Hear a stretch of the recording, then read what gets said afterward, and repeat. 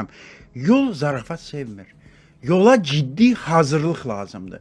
Yola ciddi nəzəri hazırlıq lazımdır. Yola ciddi psixoloji hazırlıq lazımdır. Yola ciddi texniki hazırlıq lazımdır. Yəni maşın sürməyə bilmək lazımdır. Və yenə də deyirəm, Bakıda maşın sürmək üçün adi sürücü yox, xüsusi təyinatlı sürücü olmalıdır. Nədir bu?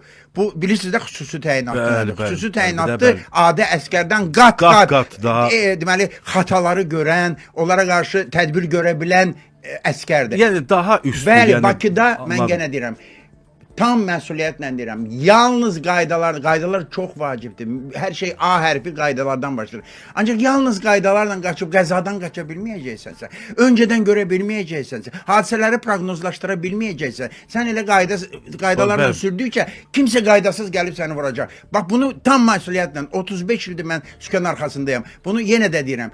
Təhkə qaydalar kifayət etmir. Özünü qoruma hissi, diqqət hissi, maşını virtuoz olaraq idarə etmək və xüsusi təyinatlı olmaq lazımdır ki, bu şəhərdə sağ-salamat qalasan.